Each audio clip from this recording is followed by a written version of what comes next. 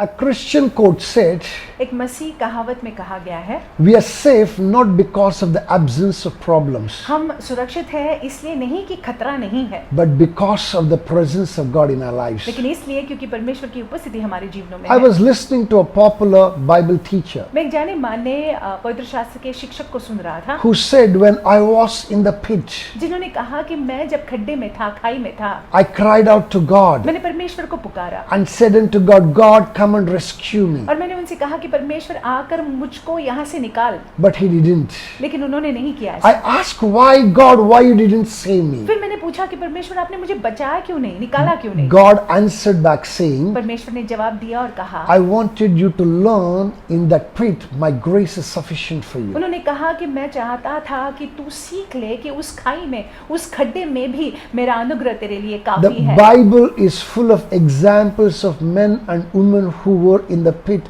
They expected God to come and rescue them, but he didn't. और पवित्र शास्त्र में ऐसे कई सारे स्त्री पुरुषों का उदाहरण है, जब वे खाई में थे, खड्डे में थे, उन्होंने परमेश्वर को पुकारा, लेकिन उस समय परमेश्वर ने उनको वहां से निकाला नहीं। God allowed them to be there. परमेश्वर ने होने दिया कि वो वहां पे ही बने रहे। And David cried out to God. David ने परमेश्वर को पुकारा, He cried out and said, God, come and rescue me. उसने पुकार कर ये कहा कि परमेश्वर तू आके मुझको बचा ले। God could have done that, परमेश्वर निकाल सकते थे, but he didn't do it. लेकिन उन्होंने नहीं So किया। also with Joseph, यूसुफ के साथ भी when he was falsely accused, जब उन पर गलत इल्जाम लगाया गया, when he landed up in the prison, जब वो बंदी गृह में बंद था, when he was in the midst of chains, जब वो जंजीरों से जकड़ा हुआ था, God did not come to rescue him. परमेश्वर ने वहां से उसको निकाला नहीं। In the New Testament, नए नियम में so also it happened with Paul पौलुस के साथ भी ऐसा हुआ, and Silas, सिलास के साथ ऐसा हुआ, all the apostles for that matter. हर एक प्रेरितों के साथ ऐसा In हुआ। fact, the entire early church experienced chains and experienced prison,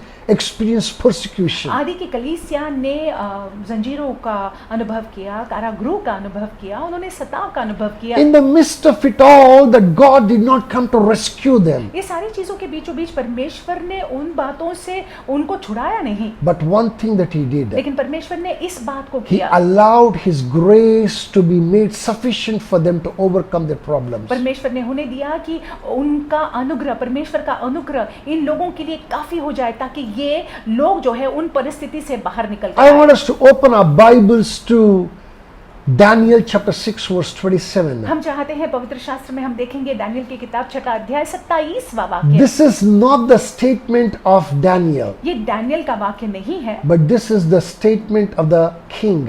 ये राजा ने कहा हुआ In है। fact, I want us to read from verse 6 down, 26 downwards. 26वें वाक्य से हम देखेंगे। Here the king is making a decree looking at what happened with Daniel. यहाँ पे राजा आज्ञा देता है और देखना चाहता है कि दानियल का क्या हो रहा I है। believe that we all know the story of Daniel and the lion's den. और मेरा विश्वास है कि हम सभी लोग इस कहानी को जानते हैं, जहाँ पे दानियल को सिंह के मान में डाला गया। Daniel was thrown into the lion's den. Daniel को सिंह के मान में फेंका गया। There he was with the lions for one night. वहाँ पे वो सिंहों के साथ था एक पूरी रात, But the lions could not prevail against him, overcome him, could not harm him. लेकिन वो सिंहों ने कोई भी नुकसान दानियल को नहीं पहुंचाया। So the next morning when the king saw that, अगले सवेरे के वक्त जब राजा ने ये देखा, there was a decree that he made. तो राजा ने आज्ञा दी। वहाँ पे In that decree there's something very beautiful mentioned. और उस आज्ञा में कुछ सुंदर ये राजा कहते हैं। I'm sure that it will edify your soul if you pay attention to it. अगर आप ध्यान देते हैं तो आपके प्राण में आप उत्साहित होंगे। I'm going to read for you from the Daniel chapter 6 verse 26 and 27 from the NKJ version,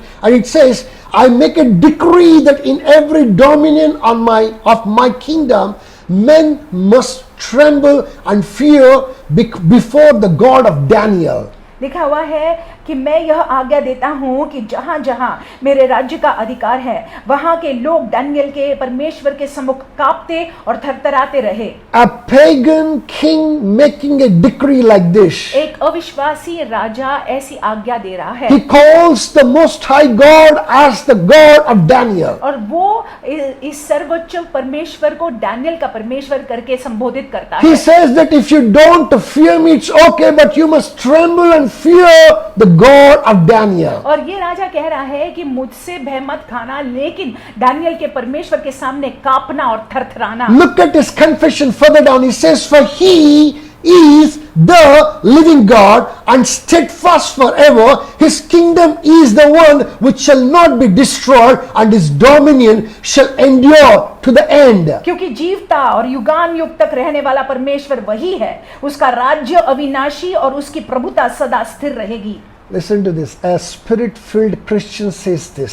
और देखिए, एक आत्मा से भरा हुआ मसीह ऐसा कहता है। We can understand that. We can understand that. हम समझ जाते हैं। Somebody who has experienced the faithfulness of God says this. We can understand it. किसी ने अगर परमेश्वर की विश्वास योग्यता का अनुभव किया है, तब जाके वो ऐसा बोलता है तो हम समझ पाते हैं। But this is a pagan king, लेकिन यहाँ पे ये अविश्वासी राजा है, making a decree यहाँ पे ये आज्ञा दे रहा which है, need to be read throughout his kingdom. उसके पूरे राज्य में इसको पढ़ना जरूरी And है। he's saying that his God, Daniel's God, endures forever. और वो यहाँ पे कह रहा है कि दानियल का परमेश्वर युगान युग का परमेश्वर His है। dominion shall endure to the end. That's what he says. और वो कहता है कि उनका राज्य, परमेश्वर का राज्य अविनाशी है। Further down in 27 it says, he delivers and rescues. लिखा हुआ है, जिसने दानियल को सिंह से बचाया और छुड़ाया। Listen to this. He delivers and rescues. और यही परमेश्वर जो है छुड़ाते हैं और बचाते हैं। The Lord is saying that he will deliver you and rescue you. परमेश्वर आपसे कहते हैं कि वो आपको छुड़ाएंगे, वो आपको बचाएंगे। And further down it says, and he works signs and wonders in heaven and on earth, who has delivered Daniel from the power of the lions. और स्वर्ग में और पृथ्वी पर चिन्हों और चमत्कारों का प्रकट करने वाला परमेश्वर है, जिसने दानियल को सिंह से बचाया है। My brothers and my sisters, मेरे भाइयों मेरी बहनों, what is against you doesn't matter. जो आपके विरुद्ध में है कोई मायने नहीं रखता है। As long as the living God of Israel, the God who made heavens and the earth is on your side, what is against you just does not matter. जब तक कि इज़राइल का जीवता परमेश्वर आपकी ओर से है, आपके बाजू से है, तब तक जो आपके विरुद्ध में है कोई मायने नहीं रखता है। Listen to this. Daniel landed up in the lion's den. अब सुन लीजिएगा, दानियल जो है सिंहों के मान में अपने आप को पाता है। God could have rescued Daniel from entering into the lion's den. परमेश्वर जो है अगर वो चाहते तो होने देते कि दानियल जो है वो मान में जाता ही नहीं। But God did not act. लेकिन परमेश्वर ने कोई कार्य नहीं किया। God did not do it. परमेश्वर ने ऐसा नहीं किया। God allowed Daniel to enter the den. परमेश्वर ने होने दिया कि दानियल जो है इस सिंह के मान में प्रवेश करे। He was watching Daniel. अब परमेश्वर दानियल को देख रहे थे। He was waiting upon Daniel. और वो दानियल को देख रहे थे। He was looking at the reaction of Daniel. Daniel की प्रतिक्रिया को परमेश्वर देख रहे थे। The one who did not rescue Daniel from entering the den, और जिस परमेश्वर ने दानियल को सिंह के मान में जाने से रोका नहीं, but provided the grace that is needed for him to overcome the lions and the power of the lions. लेकिन परमेश्वर ने अपना अनुग्रह दानियल को दिया हुआ था, जिसके वजह से सिंह जो है दानियल को खा न पाए। You know what? Verse 22, Daniel makes this beautiful statement. Verse 22, I'm going to read for you. He says, my God sent his angel and he shut the mouths of the lions because I was found innocent in his sight. 22वें वाक्य में वही अध्याय के Daniel बहुत सुंदर रीति से कहता है कि मेरे परमेश्वर ने अपना दूत भेजकर सिंहों के मुंह को ऐसा बंद कर रखा कि उन्होंने मेरी कुछ भी हानि न की। Listen to this carefully. ध्यान से सुन लीजिएगा। What you're going through, who's standing against you does not matter. आपके जीवन में क्या हो रहा है, आपके विरुद्ध में कौन खड़ा है, कोई मायने नहीं रखता। All that matters is, are you innocent before God? यहाँ पे दानियल कहता है कि मैं परमेश्वर के सामने निर्दोष पाया गया हूँ। All that matters is that are you exercising the faith that is needed. ये बात मायने रखता है कि क्या परमेश्वर के सामने निर्दोष ठहरते हैं, आप अपने विश्वास को दर्शा रहे हैं। Many times it happens like this to us. बहुतों बार ऐसे हमारे साथ में होता We है। say कि when I am in the problem, और हम कहते हैं जब मैं समस्या में हूँ, when destruction is all around me, जब मेरे अंदर मेरे इर्द गिर्द क्षमा कीजिए मेरे इर्द गिर्द नाश है, what will God do? परमेश्वर क्या करेंगे? The question should have been like this. प्रश्न ऐसा होना चाहिए था। When the destruction is all around me, जब नाश मेरे इर्द गिर्द है, when the doom is surrounding me, जब मेरे इर्द गिर्द नाश है, it's not what God will do, but what I will do matters a lot. क्या परमेश्वर क्या करेंगे ये बात नहीं है, लेकिन मैं क्या करूंगा ये बहुत महत्वपूर्ण If है। you're found to be innocent, अगर आप निर्दोष पाए जाते हैं, oh, you cannot You don't have to worry. तो आपको चिंता करने की कोई जरूरत नहीं No है। need of worrying. आपको चिंता करने की कोई जरूरत The नहीं है। Lord is by your side. परमेश्वर आपकी ओर से है, आपके साथ है। He will not rescue you from entering the den of the lions. हो सकता है कि वो आपको जो है सिंहों के मान के अंदर जाने से शायद रोके नहीं, But he will definitely shut the mouth of the lions and they will do no harm to you. पर वो निश्चय ही सिंहों के मुंह को बंद कर देंगे और सिंह जो है आपका कुछ नहीं बिगाड़ पाएंगे। Daniel entered the lion's den. Daniel जो है सिंह के मान में प्रवेश उन्होंने किया He came out of the den of the lions unharmed. और वहां से बिना कुछ हुए, बिना कोई हानि के वो बाहर निकले।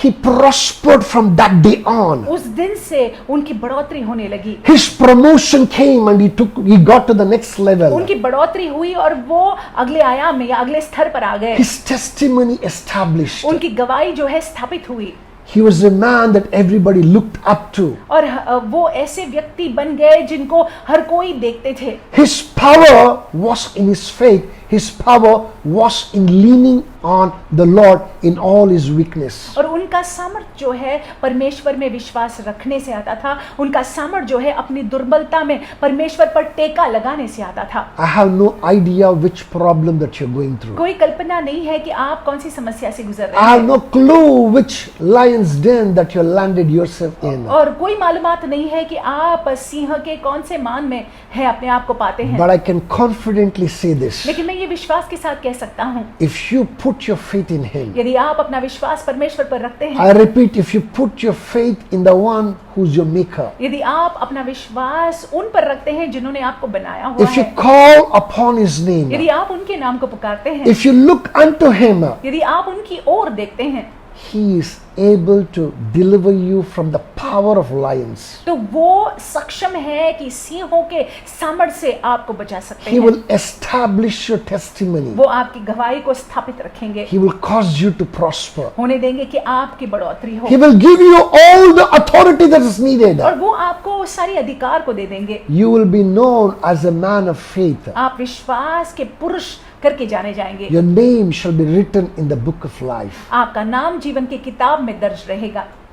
I want us to go with these thoughts in your heart and mind. इन विचारों को लेकर अपने मनों में, अपने हृदय में आप जाइएगा। Even as you go into the day with these thoughts, और जैसे आप दिन में इन विचारों के साथ जाते हैं, being confident in the Lord, प्रभु में विश्वास रखते हुए, the Lord who loves you प्रभु जो आपसे प्रेम करते हैं shall help you, deliver you, rescue you in everything you do in the name of Jesus वो आपकी Christ. मदद करेंगे, वो आपकी सहायता करेंगे, वो आपको छुटकारा देंगे सारी बातों में जो आप करते हैं मसीह यीशु के नाम से। Remember, His grace is sufficient for you. आप ये याद रखिएगा, उनका अनुग्रह आपके लिए काफी है। With this, I want to say, stay blessed. इसके साथ मैं ये कहना चाहूंगा कि आप आशीषित रहिएगा। God bless you. परमेश्वर आपको आशीषित रखे।